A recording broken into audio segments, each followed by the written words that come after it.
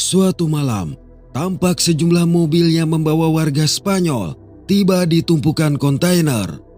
Seorang pria bersenjata memandu sepasang suami istri bernama Nico dan Mia untuk menghindari kejaran petugas.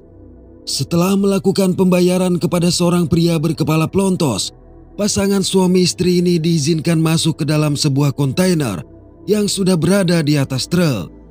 Di dalam kontainer itu, selain pasangan Mia dan Nico, terdapat sejumlah pengungsi lain yang sebagian besar adalah wanita hamil dan anak-anak. Terungkap, mereka akan melarikan diri dari Spanyol yang tengah berperang dan mengalami kekurangan sumber daya dasar. Rezim yang berkuasa mengeluarkan perintah untuk menyingkirkan orang tua, wanita hamil dan anak-anak guna mengatasi kekurangan sumber daya tersebut. Rupanya, Mia juga sedang hamil besar, sehingga Nico berniat untuk menyelamatkan istri dan calon bayinya itu. Pada pagi hari, tiba-tiba terdengar suara dari luar yang sontak membuat para pengungsi khawatir. Ternyata begitu pintu kontainer dibuka, pengungsi yang ada di luar pun berhamburan masuk. Melihat kekacauan itu, pria berkepala pelontos menembakkan senjatanya ke udara dan memerintahkan separuh pengungsi pindah ke truk kontainer lain. Sialnya, Nico yang berada di depan pintu juga dipaksa keluar, meski dia berusaha menjelaskan kalau istrinya berada di kontainer tersebut. Setelah pintu ditutup, maka melalui lubang kecil di kontainernya, Mia hanya dapat melihat Nico yang masuk ke kontainer berbeda. Mia juga berusaha mengingat tulisan 107 di kontainer berisi Nico. Kemudian, dengan khawatir Mia menghubungi Nico melalui ponselnya. Nico mencoba menenangkan Mia dengan mengatakan bahwa mereka pasti akan dibawa ke tempat yang sama karena hanya ada satu kapal kargo yang berangkat minggu itu. Nico juga berjanji untuk mendatanginya ketika mereka berada di kapal. Dalam perjalanan, Mia menyaksikan kekacauan yang terjadi di kota akibat warga yang kekurangan air bersih. Selain itu, terlihat pula wanita hamil dan anak-anak yang dikumpulkan oleh para petugas.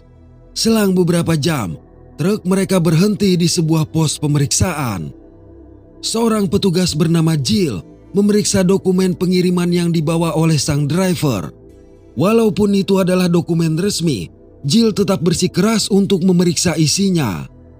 Saat pintu kontainer dibuka, tidak terlihat satupun pengungsi di dalamnya. Jill lantas masuk dan mulai memeriksa hingga ke bagian ujung kontainer. Dan ternyata terdapat ruang rahasia di balik dinding tempat para pengungsi bersembunyi. Jill kemudian memerintahkan anak buahnya berdiri di ujung kontainer bagian dalam, sementara dia berdiri di ujung bagian luar. Dari situ Jill memerintahkan anak buahnya tadi menembak. Alhasil, dengan peluru yang keluar dari bagian tengah kontainer, Jill menyadari ruang tersembunyi itu. Oleh karenanya Jill meminta pengungsi keluar dan berjanji tidak akan menyakiti mereka. Namun bila menolak, maka mereka akan dihabisi. Mia yang merasa tidak percaya memutuskan naik ke atas peti barang untuk bersembunyi. Akhirnya, seorang pengungsi membuka ruang rahasia. Sayang alih-alih menepati janjinya, Jill malah memerintahkan anak buahnya memberondong semua pengungsi.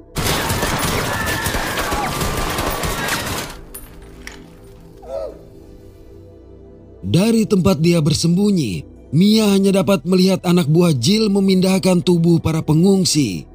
Setelah pintu kembali ditutup, Mia segera mengirimkan pesan suara kepada Nico guna memberitahu apa yang baru saja terjadi dan memintanya untuk bersembunyi. Beberapa waktu berlalu, Mia merasakan goncangan di kontainernya dan menyadari kalau kontainer tersebut sedang dipindahkan ke atas kapal kargo. Mia mencoba menghubungi ponsel suaminya, namun hanya tersambung pada pesan suara, membuat perasaan Mia semakin tidak menentu. Selanjutnya Mia menemukan tas berisi barang-barang, termasuk ponsel milik salah satu pengungsi yang tertinggal. Pada malam hari, kontainer Mia mengalami guncangan hebat, di mana ternyata kapal yang membawanya diterjang oleh badai dahsyat. Akibat hal ini, Dengan berbagai upaya, Mia meminta tolong kepada orang-orang yang sibuk menyelamatkan diri di luar. Malang tak satu pun yang mendengar, hingga akhirnya kontainer terjungkal, menyebabkan Mia terbentur dan pingsan. Ketika siuman, Mia mendapati air yang merendam lantai kontainer. Manakala mengintip keluar, Mia pun menyadari kalau kontainernya sedang mengapung di tengah lautan. Panik dengan hal ini, Mia mencoba menggunakan ponselnya, tetapi ponsel tersebut rusak. Untuk itu Mia mengambil ponsel yang sebelumnya ia temukan. Sayang dia tidak mengetahui nomor PIN-nya. Melihat air yang masuk melalui lubang bekas peluru, Mia segera membongkar peti-peti untuk mencari sesuatu yang dapat digunakan untuk menambal lubang tersebut. Lalu dengan menggunakan lakban yang ia temukan, Mia bergegas menambal lubang-lubang tadi. Tak lama setelah itu, Mia mendengar suara jeritan orang-orang dan melihat kontainer 107 yang mulai tenggelam. Mengetahui Niko yang berada di sana, Mia segera memindahkan kartunya ke ponsel yang ia temukan. Namun niat Mia untuk mengetahui suaminya ada di sana atau tidak menjadi sia-sia tatkala kontainer itu tenggelam di telan lautan. Menyaksikan itu tentu saja membuat Mia semakin putus asa. Malam harinya Mia yang merasa sudah kehilangan semuanya mencoba untuk mengambil jalan pintas. Tetapi tiba-tiba dia merasakan bayi dalam kandungannya bergerak sehingga memberinya semangat untuk tetap bertahan hidup sebelum akhirnya tertidur akibat kelelahan.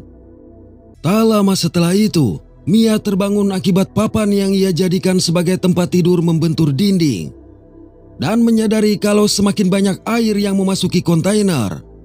Tidak butuh waktu lama, air pun akhirnya menenggelamkan Mia. Beruntung itu hanyalah mimpi yang membangunkannya di pagi hari. Namun pada kenyataannya, air memang semakin banyak karena lakban yang ia gunakan untuk menambal lubang sebelumnya sudah terbuka. Mia kemudian mencoba menjatuhkan peti yang masih tergantung, berharap menemukan sesuatu yang berguna untuk menambal lubang. Sayang peti tersebut hanya berisi Tupperware. Hanya saja, karet di Tupperware ini dapat Mia gunakan untuk menyumbat lubang.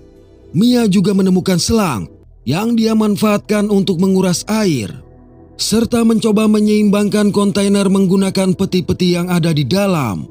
Mia selanjutnya mencoba menghubungi layanan darurat, namun sinyal tidak ada. Ketika Mia menyusun barang-barang dan suplai dari tas pengungsi sebelumnya, tiba-tiba ponsel tersebut berdering. Rupanya yang menghubungi adalah Niko, sehingga membuat Mia sangat bahagia. Niko memberitahu kalau dirinya tidak berhasil naik ke kapal lantaran dikeluarkan dari kontainer di luar kota dan berjanji akan menyusul Mia. Namun Mia segera menjelaskan situasi yang dia alami. Mendengar itu, Niko meminta Mia bertahan dan berjanji akan menemukannya sesegera mungkin. Untuk bertahan hidup, Mia terpaksa memakan roti basi dan meminum air sedikit demi sedikit. Selang beberapa waktu air ketuban Mia pecah, jadi membuat dia sangat khawatir akan kelahiran bayinya. Di tengah kontraksi yang dia alami, badai juga kembali melanda. Melihat air yang semakin banyak memasuki kontainer, maka sembari menahan sakit, Mia berusaha menyumbat lubang. Sejurus kemudian, Mia menyadari sang bayi akan segera lahir. Tanpa ada bantuan atau pilihan, Mia akhirnya melahirkan di dalam air. Bayi ini awalnya tidak bernafas, tetapi akhirnya dia menangis, memberikan Mia secercah harapan lagi untuk memperjuangkan hidup mereka.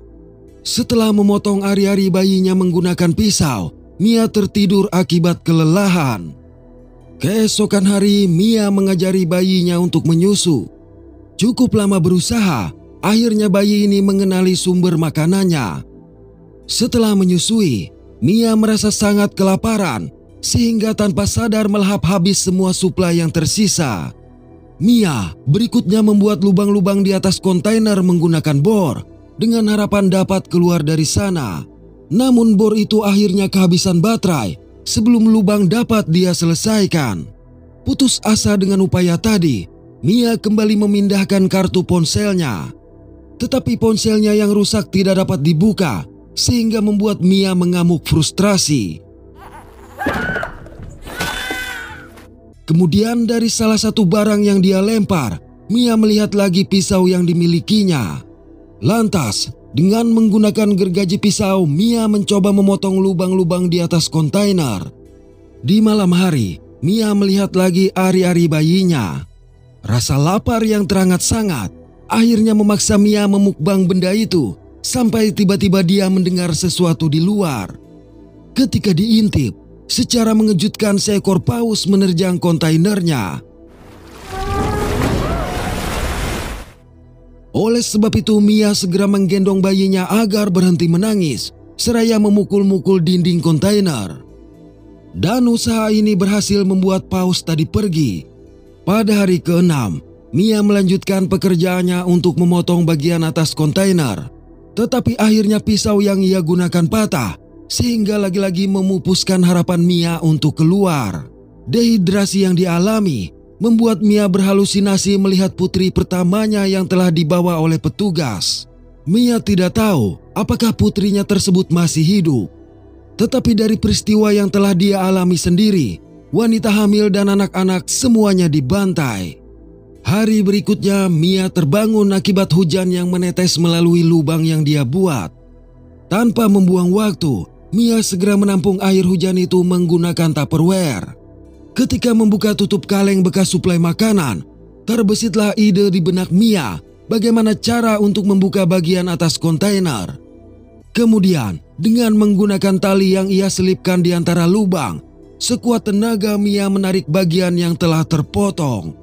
Akhirnya, dia berhasil membuka potongan besi tersebut. Mia selanjutnya keluar dan melihat lautan yang tak bertepi.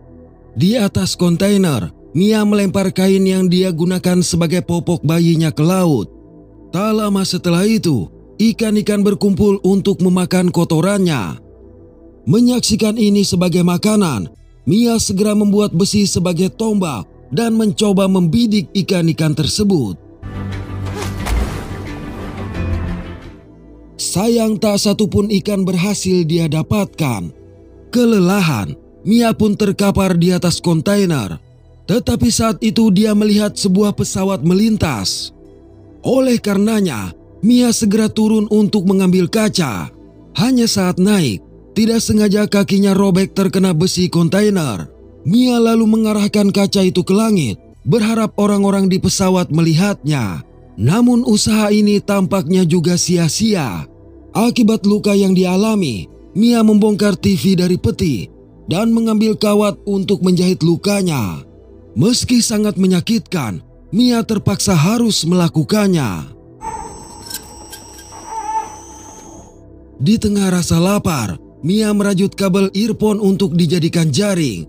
Jaring itu lalu dia gunakan untuk menangkap ikan.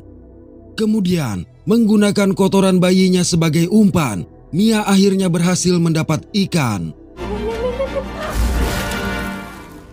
Dengan begini, Mia tak khawatir lagi akan kelaparan. Mia juga menuliskan pesan darurat di kertas dan memasukkannya ke dalam banyak Tupperware. Tupperware ini lantas ia lempar ke laut, berharap seseorang menemukan dan menyelamatkan mereka. Selain itu, di bagian atas kontainer juga Mia tuliskan kata SOS. Dengan air yang semakin tinggi, Mia mencoba untuk mengurasnya. Tetapi melakukan itu sungguh sangat melelahkannya. Mia kemudian menunjukkan foto Nico kepada bayinya yang dia beri nama sebagai Noah, sesuai dengan kehendak Nico. Mia juga menunjukkan foto kakak perempuan Noah dan mengisahkan bagaimana rezim yang berkuasa membawa pergi putri sulungnya tersebut.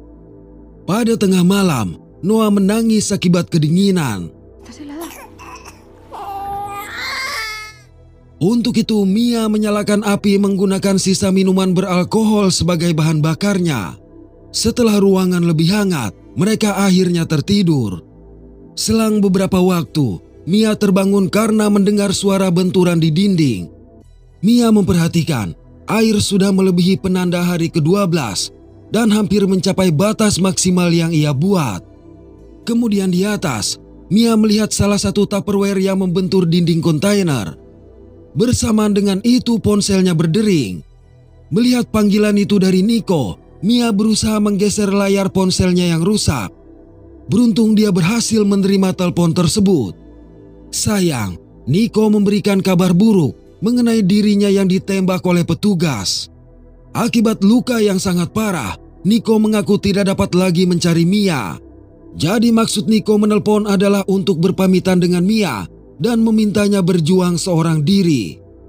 Mendengar ini, Mia berusaha menyemangati Nico dengan memberitahu tentang kelahiran Noah.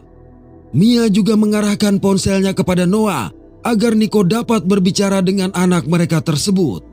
Tetapi panggilan Nico terputus setelah baterai ponsel Mia habis. Menyadari sang suami yang mungkin akan meninggal dan tak dapat lagi menyelamatkan mereka, sontak membuat Mia sangat terpukul. Pada hari ke-26 air sudah mencapai batas maksimum. Mia yang tidak memiliki pilihan terpaksa naik ke atas kontainer serta merakit pelampung menggunakan tupperware dan tutup peti untuk Noah dan dirinya. Di tengah upaya itu, Mia melihat seekor burung camar yang memakan ikannya, menyadarkan Mia kalau mereka sudah tidak jauh dari daratan. Di malam hari, lubang yang sebelumnya Mia tambal akhirnya terbuka, menyebabkan kontainer itu semakin tenggelam. Saat memeriksanya, Mia melihat foto putri pertamanya yang mengapung di dalam kontainer. Tidak ingin kehilangan kenangan terakhir tentang putrinya, Mia memutuskan turun untuk mengambil foto tersebut. Pada saat itu, Mia juga melihat tupperware berisi snack terakhirnya tertinggal di dalam kontainer. Oleh karenanya Mia harus mengambil tupperware itu. Baru saja Mia berhasil meraihnya, tiba-tiba kontainer mulai tenggelam, menyebabkan pelampung Noah mengapung di lautan. Sialnya lagi, kaki Mia terjerat oleh tali, sehingga dia harus berjuang untuk melepaskan diri.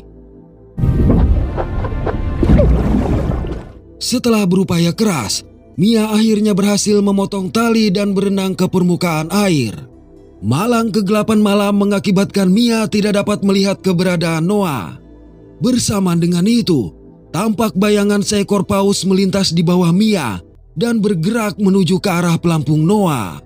Paus ini kemudian mengitari pelampung Noah dan menyemburkan air, sehingga menyebabkan Noah yang terkena cipratan air itu menangis. Suara tangisan Noah akhirnya memberikan petunjuk kepada Mia di mana dia berada. Alhasil, dengan susah payah Mia berenang mendapati anaknya. Ternyata setelah Mia berhasil mencapai Noah, paus tadi pun berenang pergi. Mia menyadari paus itu adalah salah satu mujizat yang nyata. Mia dan Noah terus mengapung di tengah lautan hingga pagi tiba. Mia lalu mengeluarkan daging ikan ke laut dengan harapan burung camar sebelumnya kembali. Kendati sudah sangat lemah, Mia menggunakan tenaga terakhirnya untuk memegangi jemari mungil Noah, sembari meyakinkan bahwa Noah akan selamat. Tak berselang lama, Mia melihat seekor burung camar mendekat. Dan rupanya, aroma ikan itu tidak hanya memancing satu ekor burung camar, melainkan lebih banyak burung camar yang berterbangan di atas mereka. Tidak jauh dari situ, keluarga nelayan sedang menangkap ikan dari atas kapal mereka.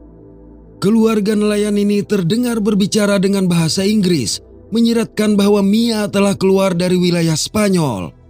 Saat mereka hendak meninggalkan perairan itu, sang istri melihat kawanan camar yang mengerumuni sesuatu di atas laut. Untuk itu dia meminta suaminya mengarahkan kapal ke sana. Setelah mengangkat pelampung ke kapal, mereka sangat terkejut menemukan Noah yang berada di dalamnya. Mengetahui Noah dalam kondisi sehat, nelayan wanita menduga ibu Noah seharusnya berada di sana. Dia lalu melihat seutas tali yang terikat di pelampung.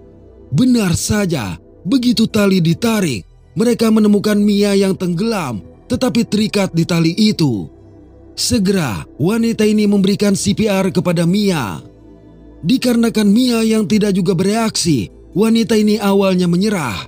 Namun setelah melihat Noah, dia kembali berusaha hingga akhirnya Mia bernafas lagi. Sang suami bergegas menggunakan radio untuk meminta bantuan dan membawa kapal mereka menuju ke daratan. Sementara istrinya menyerahkan Noah ke gendongan Mia. Setelah beberapa detik, Mia berhasil mengumpulkan kesadarannya dan mengetahui kalau dia dan Noah telah diselamatkan. Dengan begini, mimpi buruk Mia telah berakhir. Oke, terima kasih sudah menonton sampai pada akhir konten ini. Mohon maaf atas ketidaksempurnaan dari kami. Semoga terhibur dan sehat selalu. Mantap.